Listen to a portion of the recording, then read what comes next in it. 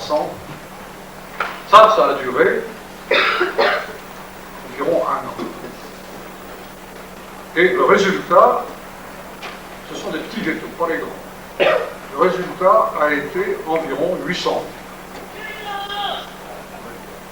À ce moment-là, seulement, ont pu être mis au point le système des camps.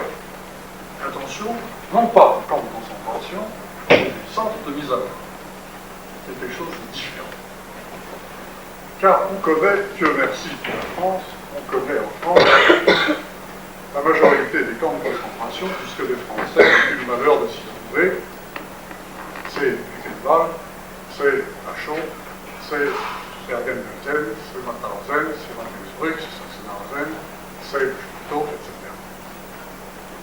Comme je vous ai dit tout à l'heure, Auschwitz était un cas à part, puisque c'était à la fois un camp de concentration et un camp de mise à mort. Maintenant, je voudrais vous parler des autres, qui étaient les camps de mise à mort. Les camps de mise à mort étaient au nombre de 6.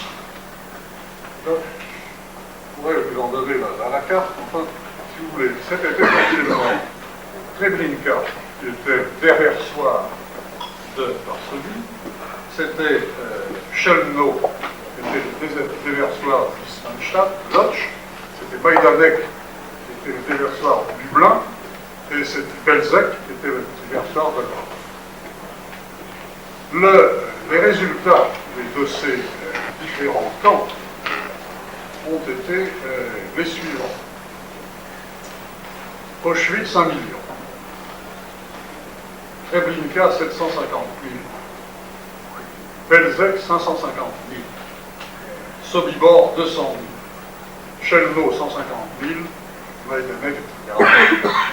Alors, cette exécution massive se faisait comment? Il faut vous dire que l'administration allemande, pour arriver à des résultats aussi gigantesques que ceux-là, avait accordé à ce détail, comme disait le monsieur dont nous parlions tout à l'heure, un soin et un personnel absolument gigantesque. Le personnel qui était chargé, de manière générale, en Allemagne, de la solution finale, ça représente pratiquement 100 000 personnes entre les gardes, l'administration, les séquestrations, les confiscations, tous ces 100 000 personnes. C'était quelque chose de gigantesque au point de vue administratif. Car il s'agissait non seulement de liquider les gens, ce qui aurait été idiot si auparavant il n'avait pas été fait main basse sur tout ce qui constituait les actifs que possédaient ces gens. Et avant l'arrestation, il y avait toute une série de mesures qui faisaient. D'abord, il y avait une première mesure qui était l'enregistrement. Savoir qui est qui. Définition. Qui sont les ayants droit. D'autre part, les ayants droit ayant été définis, il faut les trouver. Comment les amener à se déclarer? S'ils ne se déclareraient pas, comment les trouver? Une fois qu'on les a trouvés, leur confisquer ce qu'ils ont. D'une manière telle, d'une manière suffisamment astucieuse pour que leurs actifs ne passent pas à la Russie. Une fois seulement que l'on s'était emparé de leurs avoirs, commençait la phase de concentration. Après la phase de concentration, commençait la phase de choix, la phase d'exécution. Et tout le processus durait entre le moment où un individu dans un endroit donné était censé se déclarer jusqu'au moment où il était détruit, il se passait pratiquement 1 an. 1 an pendant lequel, de stade en stade, il passait entre les mains des différentes administrations qui avaient à connaître de son cas. C'était quelque chose d'extrêmement complexe. Finalement, en ce qui concerne les centres en question, se posait la question de la mise à mort elle-même. Alors, comment s'est-elle fait? On parle facilement, très généralement, de la chambre à gaz, mais la chambre à gaz n'a été finalement que tardivement mise en place. Après les premières phases, qui étaient toujours constituées par des exécutions, lorsque la question du gaz s'est posée, solution qui finalement avait été retenue était celle du monoxyde de carbone, c'est-à-dire les gaz d'échappement. La technique avait été mise au point dès 1940 par une institut dit de protection de la race qui se proposait de mettre en œuvre un programme d'euthanasie. Au titre de ce programme d'euthanasie, des infirmes, des vieux, des démons ont été sortis des asiles et ont été animés avec ce système du camion à chômage. On en parle un peu facilement et se rend compte de ce que ça représente. Les premiers à en faire essai n'ont d'ailleurs pas été des gens des asiles, ça a été des prisonniers de guerre soviétiques. Les Allemands ne savaient pas très bien comment régler l'entrée de gaz qui se faisait, le gaz d'échappement qui se faisait dans le camion, si bien qu'ils ont accéléré. Et le résultat n'a pas été mis sur l'espérance. Au bout d'une heure, les gens fumaient encore. Vous pouvez imaginer, il dit des heures à finir. Ce n'est que réellement qu'après un nombre d'essais assez conséquent que la mise au point a pu être faite et que les résultats les meilleurs ont été obtenus, ces résultats étant de 35 minutes.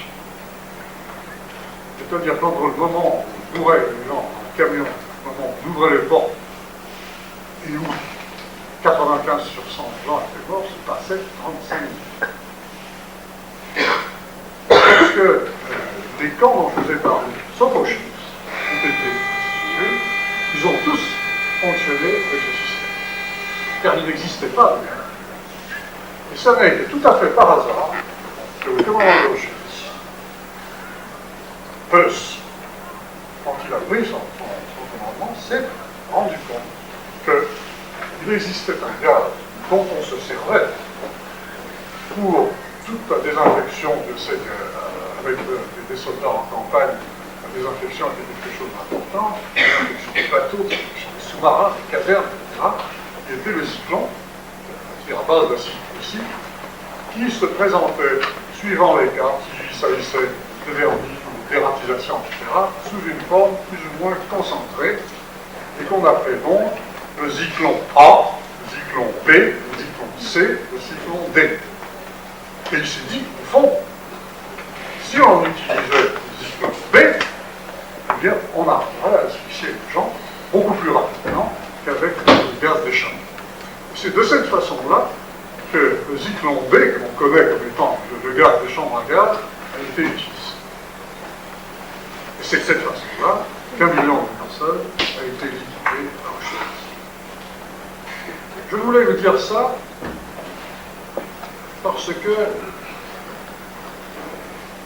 je ne sais pas du tout que je sois animé personnellement d'idées de vengeance, de revanche, de haine, pas du tout. Je crois que le cataclysme auquel j'ai personnellement assisté un petit peu par hasard, en vivant en spectateur, en vivant en acteur un petit peu, est quelque chose de si important pour la notion même de ce qu'est l'humanité que ne doit pas être oublié. Il doit rester, je pense, cette idée, le souvenir de ces gens-là, la façon dont ils ont été détruits, doit rester dans le souvenir de chacun d'entre eux. Voilà ce que je voulais dire.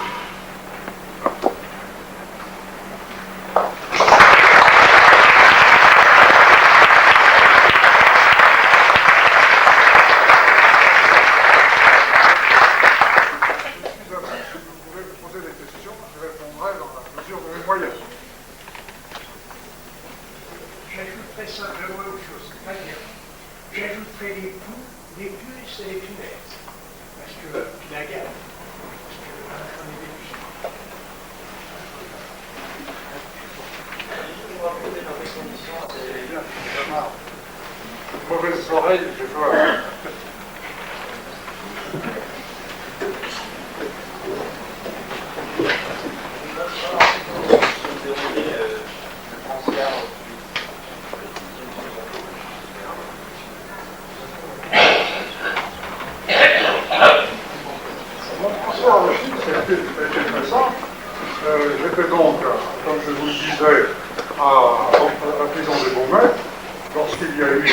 s'est entretenu avec ce policier qui s'est révélé Eichmann.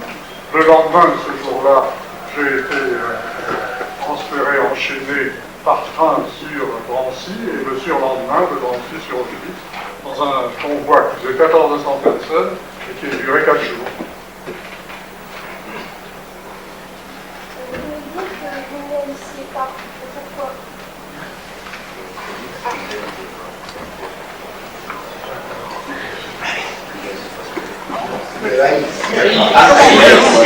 Comment voulez-vous aujourd'hui, bon, je vous en ai parlé, comment voulez-vous imaginer que l'on puisse détruire 1000, 2000, 5000, 10 000 personnes tous les jours? Il a fallu que réellement je le vois. Les 8 premiers jours, je n'ai pas cru. C'est pas vrai. Ces gens-là sont malades. Pas vrai qu'on détruit comme ça des gens, c'est pas possible. Comment? Tu veux dire comment?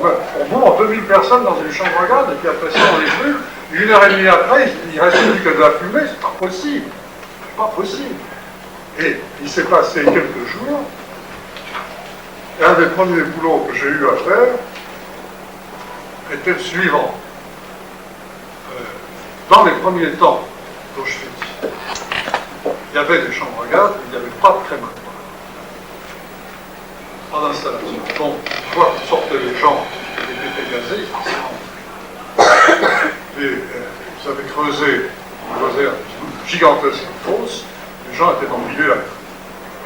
100 000, 200 000, 300 000. Il est venu un moment où, d'abord, le sol travaillait, où la nappe phréatique était empoisonnée, où l'atmosphère de toute cette région était devenue quelque chose de tellement pestilentiel que c'était possible pour les malheureux gardes qui étaient là, car ils étaient quand même 3000 en tête.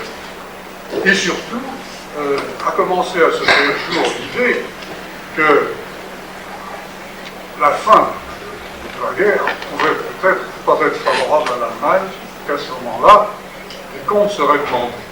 Et donc il y a eu une énorme campagne qui a commencé, qui constituait à effacer les traces. C'est-à-dire qu'à cette époque-là, Chevenot, Sobibor, Treblinka, Belzec ont été entièrement détruits, nivelés, et à Auschwitz, les fosses étaient couvertes, et les immenses bûchers étaient faits avec une traverse de chemin de fer, des cadavres datés déjà d'un an, ont commencé à être brûlés. Le commando auquel j'ai été affecté à ce moment-là, c'est celui qui transportait le bois. Donc j'ai vu. Mais même en voyant, c'était quelque chose de tellement incroyable. Je dis, c'est pas possible, c'est pas. Même en l'ayant sous les yeux, n'arrivez pas à voir. Ça dépasse l'entendement. Ce que je vous disais tout à l'heure, si vous prenez, imaginez ce que serait un entassement de 1000 Maccabées dans cette œuvre, vous ne pouvez pas imaginer. Si vous le voyez, vous ne le croiriez pas. Mais quand c'est 100 000, c'est absolument incroyable. Vous ne pouvez pas. Non, il a bien fallu s'y faire.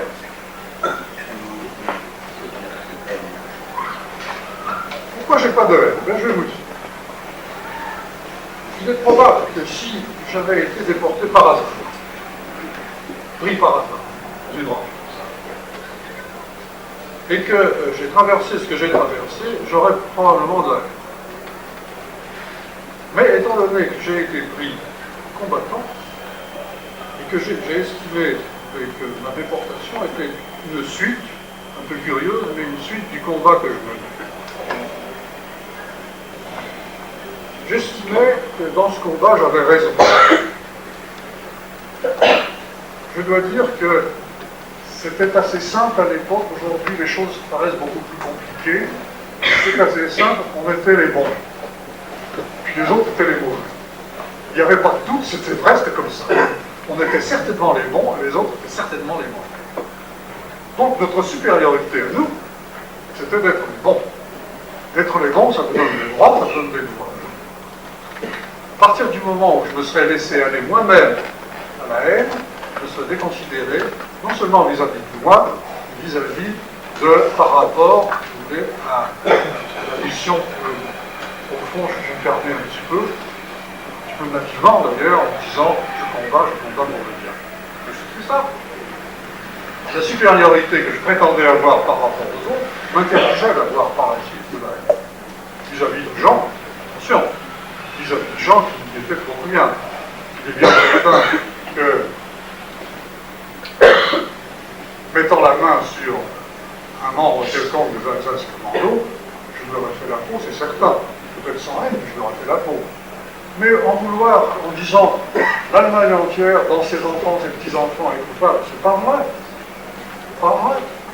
Et comment quelqu'un de votre âge peut être coupable de ce qui s'est passé, ou pas coupable de ce qui s'est passé il y a 40 ans? Quel titre? Qu'est-ce que vous y pouvez?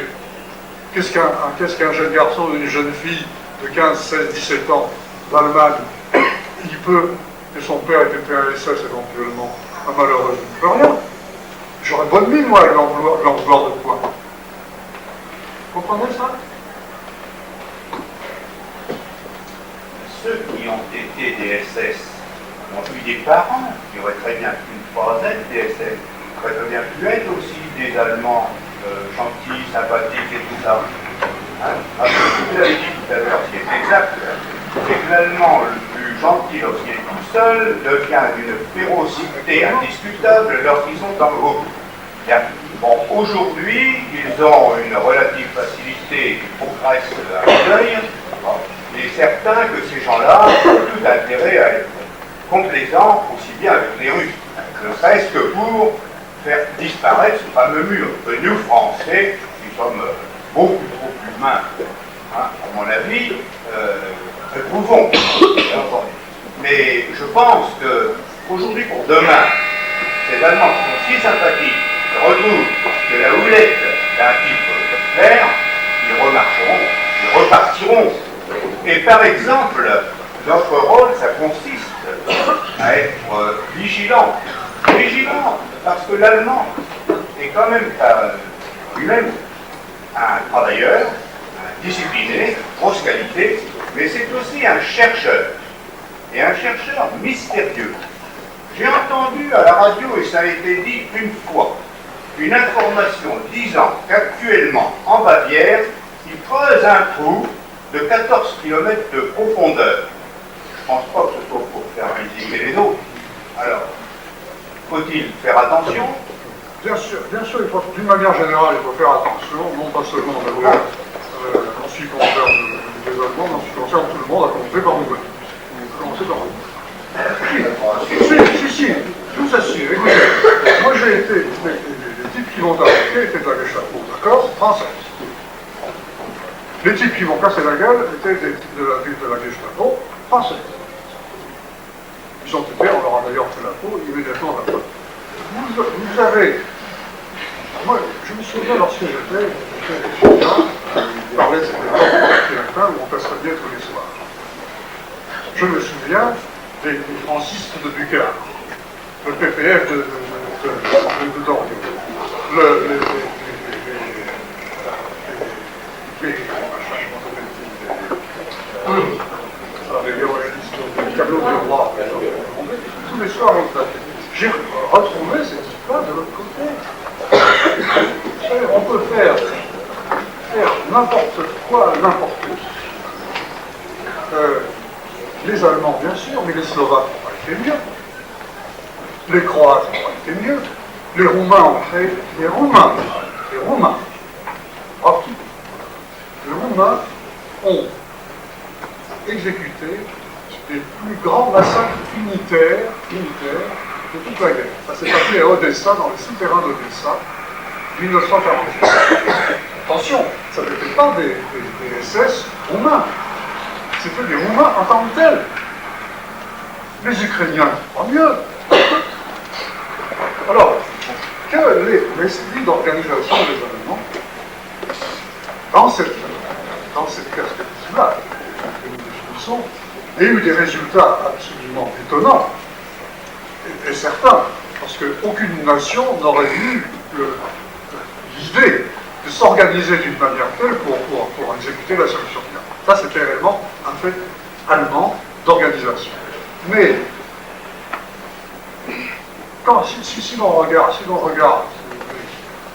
Je disais tout à l'heure, nous avions une position, nous autres, nous avions une position qui était au fond moralement très confortable, parce qu'il ne se faisait pas de doute à l'époque qu'on était les bons et les autres étaient les mauvais.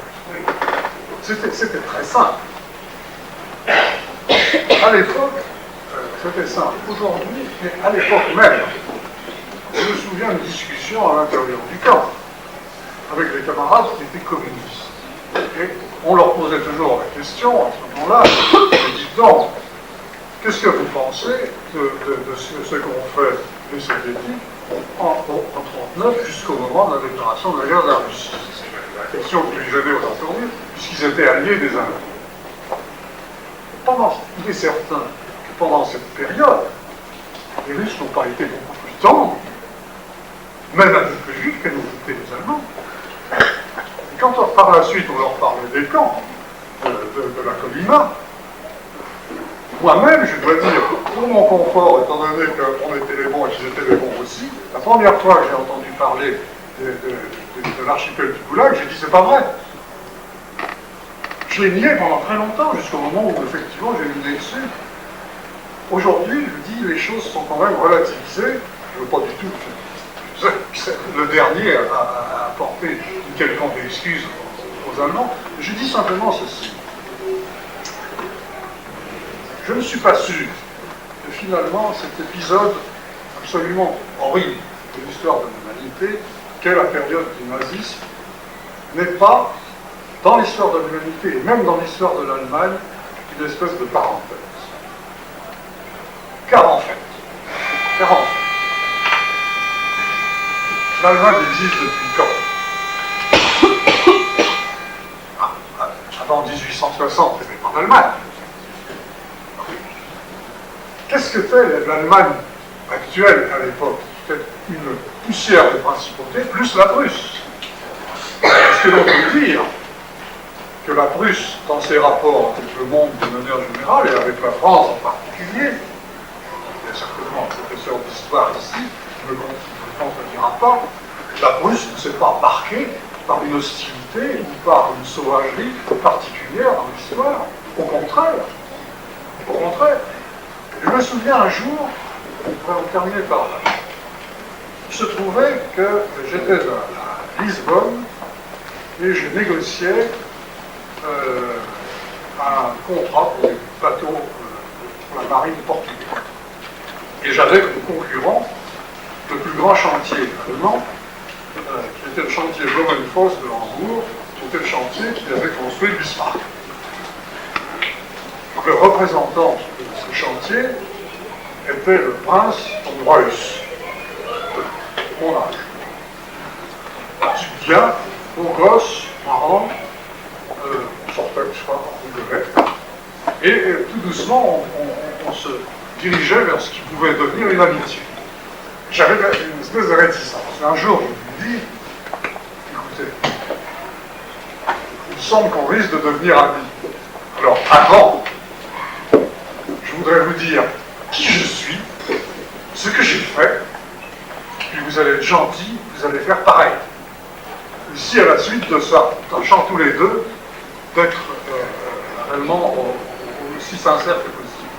Si à la suite de ça, nihil obstat, bon, alors je dis, voilà ce que j'ai fait. Je dis, vous. Il me dit, écoutez, moi, étant donné ma famille, il était évident que je pouvais être un cadet, et un cadet de cavalerie, je n'étais jamais vu dans ma famille autrement que ça. Bon, il n'y a plus de chevaux, donc j'étais dans l'arme blindée. Et, excusez-moi d'avoir à vous le dire, mais j'ai le souvenir d'une extraordinaire promenade depuis Sedan jusqu'à Chéron. Je dis, ça, réellement, je ne peux pas vous vouloir. C'est la même pas vous laisser le promener. Après, j'ai été en Russie, j'ai eu une chance extraordinaire, c'est d'être très grièvement blessé le jour où mon unité est arrivée en vue de Stalingrad. Et ça m'a valu 1 an et demi de vivre. Réformé, on m'a envoyé dans un endroit tranquille. Ah, il dit, quel endroit tranquille? Il dit Marseille.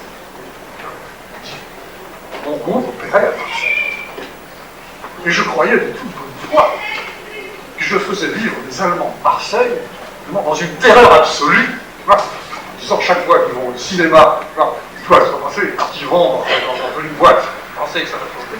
Je dis comment un endroit tranquille, Marseille. Ah, großartig, fantastique. Je dis, mais qu'est-ce que vous faisiez à Marseille? Je ne citerai pas le nom parce que c'est grossier, il m'a répondu. Je dis, ben, je n'ai fait que faire la fête. Bon. Le temps a passé, un jour il me dit, écoutez, vous pourriez me rendre un service.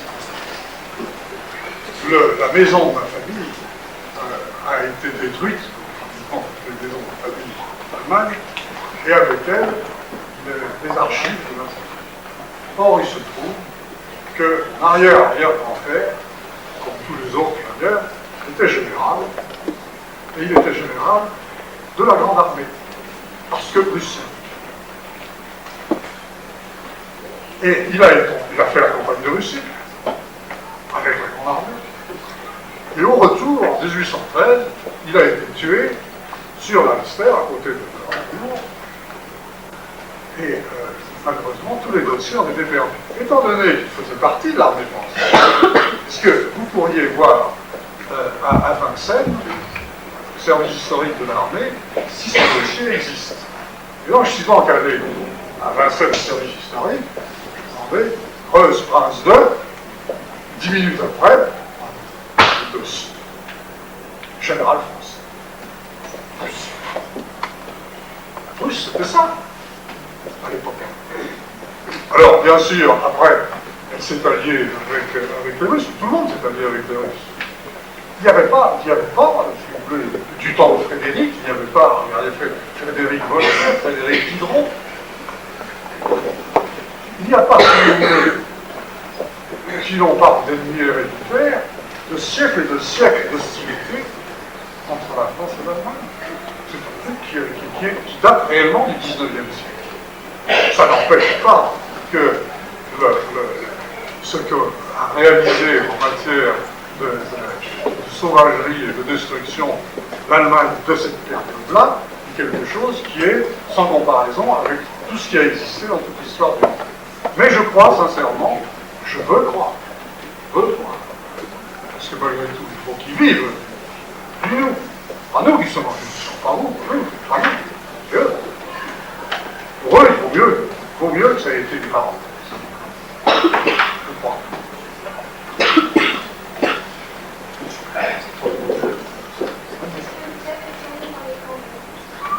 Auschwitz, je suis retourné en 1967. Il y a eu l'inauguration du mémorial d'Auschwitz, pour lequel une délégation française a été invitée là-bas. Alors là, si vous voulez, on entre dans des histoires internes de la résistance. La résistance des anciens déportés, une fois revenus, qui n'auraient pas été tellement, d'ailleurs, liés les uns aux autres pendant leur déportation, depuis ce qu'on dit, se sont carrément